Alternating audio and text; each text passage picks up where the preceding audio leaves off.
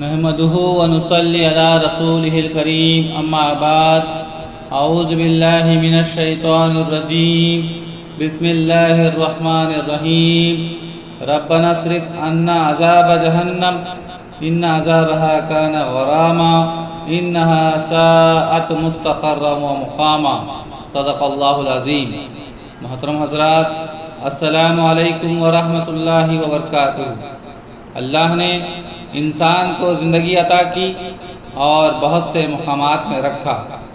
سارے انسانوں کی روحیں عالم ارواح میں موجود ہیں۔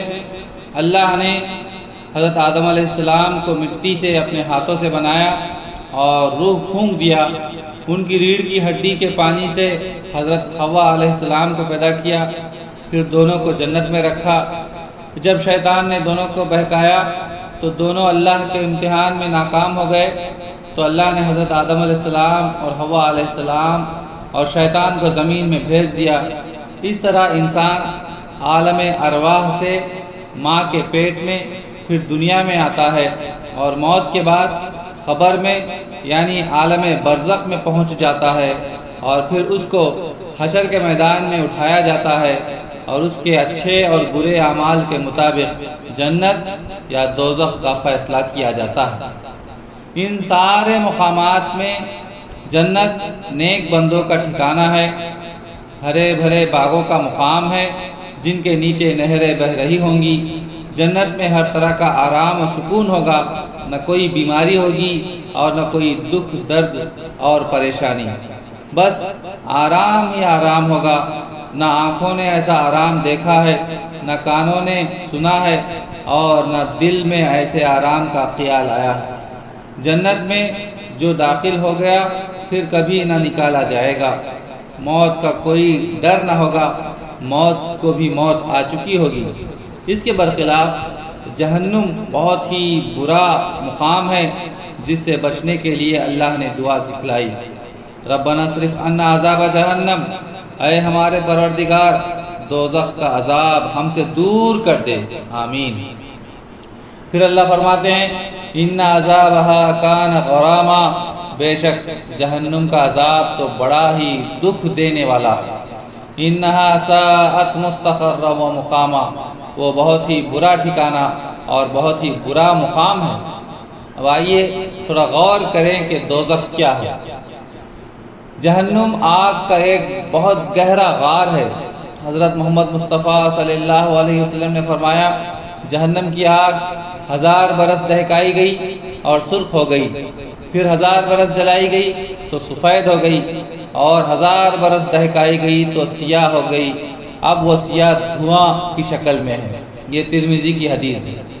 آپ صلی اللہ علیہ وسلم نے فرمایا، دوزخ کے احاطے کے لیے 4 دیواریں ہوں گی، جن میں سے ہر دیوار کی چوڑائی 40 برس کی مسافت کے برابر ہوگی۔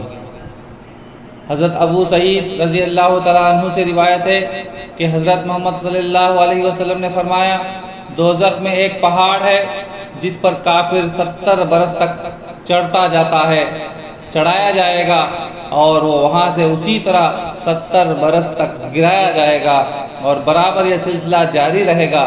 یہ حدیث ترمذی میں موجود ہے۔ حضور نے فرمایا، دوزخیوں میں سے کچھ لوگ وہ ہیں جن کے دونوں ٹخنوں تک آگ ہوگی، کچھ لوگوں کے دونوں زانوں تک آگ ہوگی، اور کچھ لوگوں کو کمر تک، اور کچھ لوگوں کو گردن تک آگ ہوگی۔ یہ مسلم شریف کی حدیث ہے۔ جہنم میں سانپ، بچھو اور بڑے بڑے اژدھے ہوں گے۔ حضرت محمد مصطفیٰ صلی اللہ علیہ وسلم نے فرمایا، دوزخ میں بختی اون کے برابر بہت بڑے سانپ ہوں گے، ان میں سے جو سانپ ایک دفعہ بھی ڈس لے گا وہ اس کے درد کی شدت میں 40 سال تک تڑپتا رہے گا۔ اسی طرح دوزخ میں جو بچھو ہوں گے وہ پالان بندھے شجروں کے مانند ہوں گے، یعنی درختوں کے مانند ہوں گے۔ ان میں سے جو بچھو ایک دفعہ ڈنک مارے گا تو اس کے زہر اور درد کی شدت میں 40 سال تک انسان تڑپتا رہے گا۔ دوزخیوں کو کھانے کے لیے کانٹے دار اور کڑوے پھل اور پتے ملیں گے۔ حضرت محمد مصطفیٰ صلی اللہ علیہ وسلم فرماتے ہیں، دوزخ میں ایک درخت ہوگا جس کا نام زقوم ہے، وہ انتہائی کڑوا ہوگا۔ دوزخیوں کو کھانے کے لیے دیا جائے گا، اس کا ایک قطرہ بھی دنیا میں ٹپکا دیا جائے تو اس کی کڑواہٹ کی وجہ سے تمام دنیا والوں کا جینا مشکل ہو جائے گا۔ یہ ترمذی کی حدیث ہے۔ اور دوزخیوں کو پینے کے لیے خون، پیپ اور کھولتا ہوا گرم پانی ملے گا۔ اللہ فرماتے ہیں جہنم میں لوگ کھولتے ہوئے پانی اور غساق کے علاوہ کسی ٹھنڈک اور پینے کی چیز کا مزہ تک نہ چکھ سکیں گے۔ حضور نے فرمایا اگر غساق کا ایک ڈول دنیا میں ڈال دیا جائے تو تمام دنیا والے سڑ جائیں گے۔ یہ ترمذی کی حدیث ہے۔ دوزخ میں کسی کو موت نہ آئے گی، تکلیف سے لوگ موت کو پکاریں گے۔ دوزخ کے 7 دروازے ہیں۔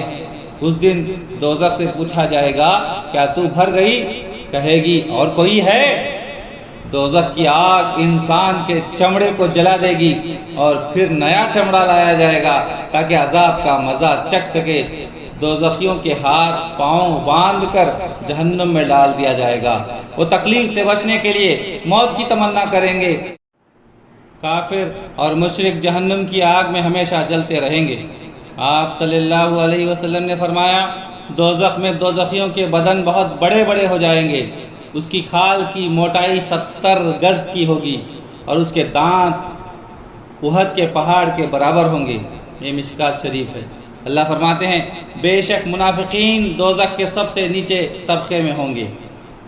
حضور صلی اللہ علیہ وسلم فرماتے ہیں دوزخ میں سب سے ہلکا عذاب یہ ہے کہ جس کو آگ کے چپل پہنائے جائیں گے، ان کی گرمی سے اس کا دماغ اس طرح کھولے گا اور جوش مارے گا کہ جس طرح چولہے پر دیگچی کھولتی ہے۔ وہ خیال کرے گا یہی سخت عذاب ہے، حالانکہ وہ سب سے ہلکا عذاب ہوگا۔ یہ مسلم اور بخاری شریف کی حدیث ہے۔ دوزخ کا عذاب کس کے لیے ہے؟ مشرک کے لیے، کیونکہ وہ اللہ کے ساتھ دوسروں کو عبادت میں شریک کرتا ہے۔ دوزخ کا عذاب کس کے لیے ہے؟ اللہ کی رضا و خوشنودی کی خاطر عبادت نہ کرنے والا، یعنی لوگوں کو دکھانے کے لیے عبادت کرتا ہے۔ اللہ کے خوف سے گناہ کرنے والا، گناہ نہ چھوڑنے والا۔ حضرت محمد صلی اللہ علیہ وسلم فرماتے ہیں دوزخ کی آگ خواہش اور شہوتوں کے ساتھ ڈھانکی گئی ہے اور جنت سختیوں اور مشقتوں کے ساتھ ڈھانکی گئی ہے۔ جو شخص وہ بات کہے جو حضور نے نہ کہی تو اس کا ٹھکانہ دوزخ ہے۔ دوزخ میں جانے کے زیادہ سبب منہ اور شرمگاہ ہے۔ آدمی زبان سے اور شرمگاہ سے ایسے بے حیائی کے کام کرے گا کہ وہ مقام دوزخ میں پہنچ جائے گا، جیسے جھوٹ، غیبت، چغلی اور زنا۔ سورہ مدثر میں اللہ فرماتے ہیں کہ جنت والے جب دوزخ والوں سے پوچھیں گے کہ کیا چیز انہیں دوزخ میں لائی ہے تو وہ کہیں گے ہم نماز نہیں پڑھتے تھے۔ اور اللہ فرماتے ہیں تباہی ہے ان نماز پڑھنے والوں کے لیے جو ریاکاری کرتے ہیں، سستی کاہلی کرتے ہیں۔ شوہر کی نافرمانی کرنے والی عورت بھی دوزخ میں جائے گی۔ اگر عورت کے ساتھ تمام عمر احسان کرو، اگر کوئی ایک بات خلاف ہو تو کہتی ہے کہ میں نے کبھی تجھ سے عافیت نہ پائی۔ لہذا شوہر کی نافرمانی نہ کرنا چاہیے۔ آدمی ہر طرف سے گھیرے میں ہے۔ حضور نے فرمایا ابلیس سامنے سے بہکا رہا ہے، نفس داہنے سے بہکا رہا ہے، خواہشات بائیں سے بہکا رہے ہیں، دنیا پیچھے سے بہکا رہی ہے، اعضاء، انسانی اعضاء ہر طرف سے بہکا رہے ہیں، اور اللہ تعالیٰ آسمان سے صحیح راستہ دکھا رہا ہے، اے میرے بندے صحیح راستہ ادھر ہے۔